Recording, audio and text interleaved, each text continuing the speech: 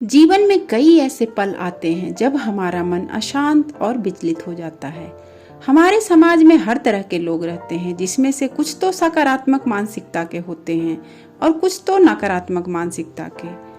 रोजमर्रा की जरूरत पूरी करने के लिए हमें हर तरह के लोगों से मिलना होता है, हर तरह के लोगों से मुलाकात होती है, जिसके दौरान कुछ लोग ऐसी निगेटिव बातें करते हैं जिससे हमारा मन अशांत हो जाता है, या फिर जीवन में आई किसी भी समस्या या फिर खराब समय के कारण भी हमारा मन अशांत हो जाता है, विचलित हो जाता है। ऐसी परिस्थिति में कोई भी काम करने का मन नहीं करता और हमारा खुद का ही बहुत नुकसान होता है। ऐसे में अत्यंत आवश्यक है कि मन को शांत किया जाए। मन शांत रहेगा तभी हम हर काम को अच्छी तरह से कर पाएंगे और नई नई चीजें सीख पाएंगे।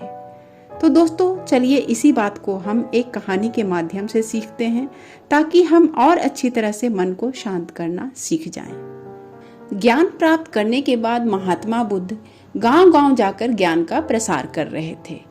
एक बार महात्मा बुद्ध किसी गांव में रुके हुए थे। उन्होंने अपने एक शिष्य को किसी तालाब से पानी लाने को कहा। जब शिष्य पानी लेने के लिए तालाब पर गया तो उसने देखा कि पानी मिट्टी से गंदा हो रखा था। पूरे तालाब के पानी में मिट्टी मिल रखी थी। तो शिष्य बिना पानी लिए हुए महात्मा बुद्ध के पास वापस आ जाता है और उन्हें पूरी बात बताता है। तो महात्मा बुद्ध शिष्य से तालाब के आसपास की स्थिति के बारे में पूछते हैं। शिष्य बताता है कि तालाब के पास एक बैलगाड़ी जा रही थी और लोगों का बहुत ज्यादा आवागमन भी हो रहा था, जिससे मिट्टी उड़कर पास के तालाब में जा रही थी। तब महात्मा बुद्ध अपने शिष्य से कहते हैं कि थोड़ी देर बाद पानी लेकर आ जाना। कुछ समय बाद जब शिष्य तालाब पर पानी लेने जाता है तो स्वच्छ पानी लेकर आता है। तो दोस्तों, यही स्थिति हमारे मन के साथ भी होती है।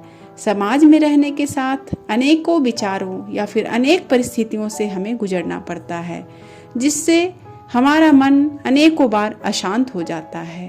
क्रोध, कष्ट, तृष्णा आदि के कारण हमारे मन की स्थिति भी उसी तालाब के पानी के समान ही मैली हो जाती है, जिससे हमें शांति नहीं मिल पाती है। महात्मा बुद्ध के अनुसार जिस प्रकार पानी गंदा होने पर हम कुछ समय के लिए तालाब से दूर हटकर पानी स्वच्छ होने का इंतजार करते हैं, उसी प्रकार ऐसी स्थिति में भी हमें कुछ समय के लिए अपने मन से दूर हट जाना चाहिए। ऐसी स्थिति में हमें किसी शांत जगह पर जाकर ध्यान की मुद्रा में बैठकर अपनी सांसों पर ध्यान लगाना चाहिए। हमारी सांसें हमारी मानसिक स्थिति के अनुसार बदलती रहती है, यानी परिवर्तित होती रहती है। जब हमें कोई भय होता है तो सांसों की गति अलग होती है, प्रसन्नता की स्थिति में अलग होती है।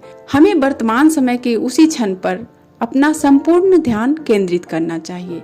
आप देखोगे कि जैसे पानी में मिश्रित मिट्टी कुछ समय बाद नीचे बैठ जाती है, उसी प्रकार हमारे मन में भी उत्पन्न अनेकों विकार जैसे कि क्रोध, भय, तृष्णा आदि शांत होने लगते हैं और हमें स्वच्छता का एहसास होने लगता है। तो दोस्तों, उम्मीद करते हैं आपको यह कहानी पसंद आई होगी। अगर पसंद आई है तो इस वीडियो को लाइक और ऐसे ही प्रेरणादायक कहानी के लिए चैनल को सब्सक्राइब कर लीजिएगा। आपसे फिर मिलते हैं एक और प्रेरणादायक कहानी के साथ। तब तक अपना ख्याल रखिएगा।